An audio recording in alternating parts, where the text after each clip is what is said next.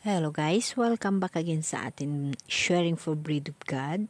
So, atin talakayin yung mga regalo or yung mga tinatawag na pinagkaloob sa atin ng mahal na Diyos sa pamaraan ng Holy Spirit. Alam nyo ba guys na pag ito lahat ay atin talakayin at ating unawain, malalaman natin yung mga bagay na regalo mula sa Diyos na dapat nating gagamitin sa araw-araw ng ating buhay. Ayon dito sa 1 Corinto 12 verse 8 to 10, ang Espiritu Santo ay nagbibigay ng mga kaloob tulad ng salita ng karunungan, word of wisdom, no? Salita ng kaalaman, word of knowledge. Pananampalataya, ito faith. Mga kaloob ng pagpagaling, gift of healing. Mga gawa ng himala, working of miracles. Propesya, prophecy, pagkilala sa mga espiritu, discerning of spirit. Iba't ibang uri ng mga wika, diversity of tongues, pagpaliwanag ng mga wika, interpretation.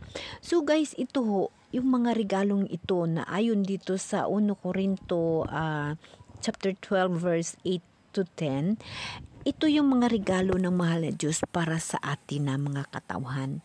Ito siya ay tinatawag na special ng mga tao pag ito ay magkaroon ng mga ganitong bagay. Hindi lamang ito para sa grupo o sa tinatawag na simbahan o tinatawag na grupo na nanampalataya, kundi para din ito sa ating mga individual na nanampalataya.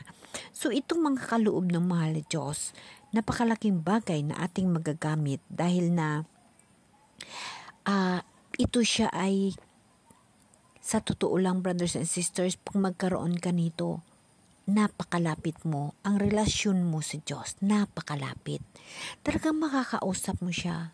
Talagang mararamdaman mo na ang Espiritu Santo ng Diyos ay nasa sayo o makakausap mo ang mahal na Diyos.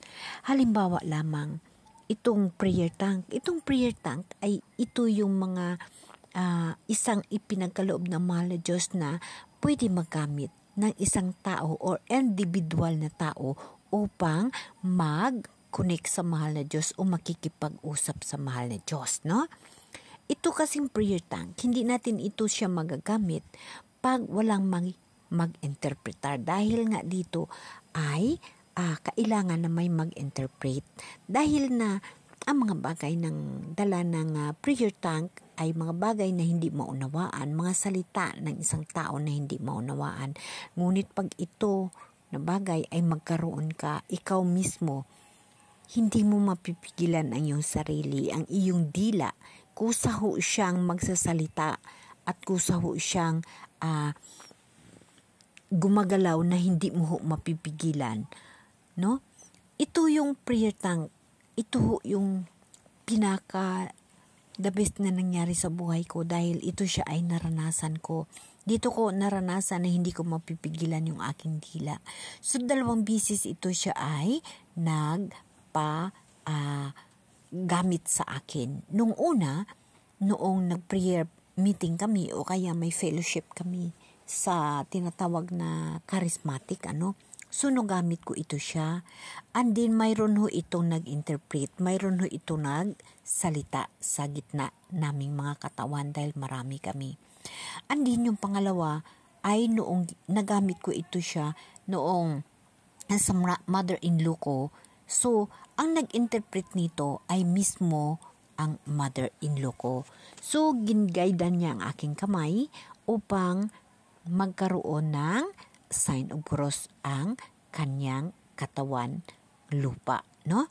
So yun lahat ay mga bagay na kung tutuusin, mahirap ipaliwanag, ngunit pag ikaw ay nanampalataya sa mahal na Diyos at ang mahal na Diyos ay naging buhay mo, talagang maunawaan mo ang mga bagay na iyon na nagmula sa mahal na Diyos dahil nandyan nakasama ang tinatawag na karunungan. Karunungan at pag-uunawa. So, ang tinatawag na pag-unawa, yung maiintindihan mo yung pinapahiwatig ng Holy Spirit o ng mga kaloob ng Diyos sa iyo, sa paligid mo, no? Kaalaman, ito yung mga kaalaman kung paano mo himay-mayin at unawain ang mga bagay na nasa iyo, nasa paligid mo, mga pangyayari na mula sa Espiritu Santo, no?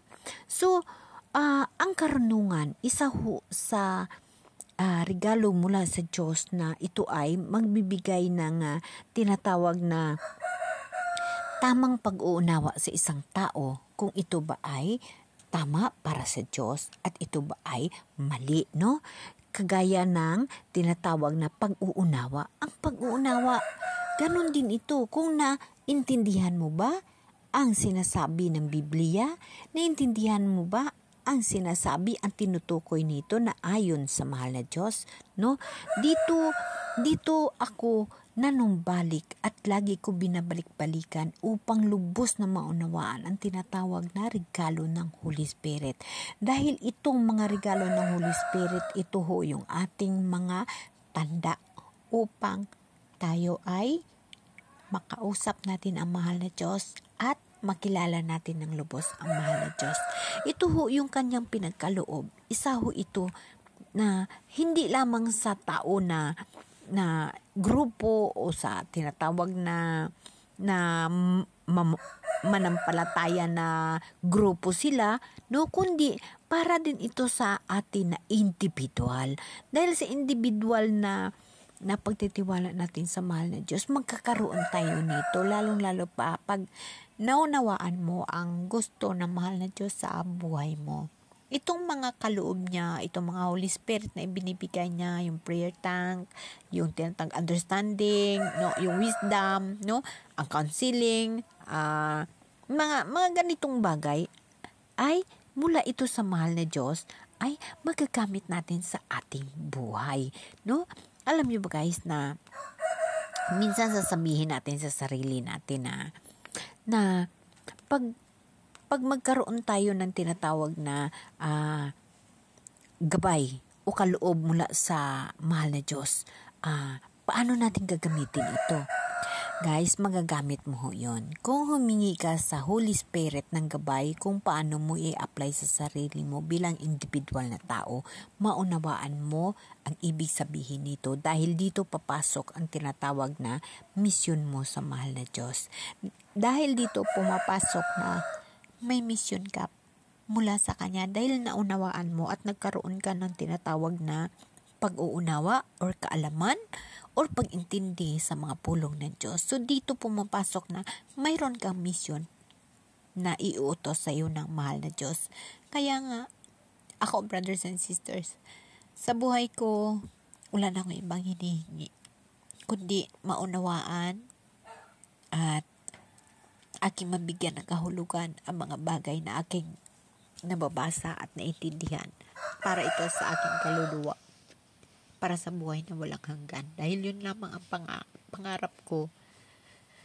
Yes, makakasala tayo mga brothers and sisters. Wala ko sa ating walang kasalanan. Ngunit, ang mahal na Diyos ay handang magpatawad. Sa ngayong panahon, ang akin lamang hinihingi na magkaroon ako ng buhay na walang hanggan.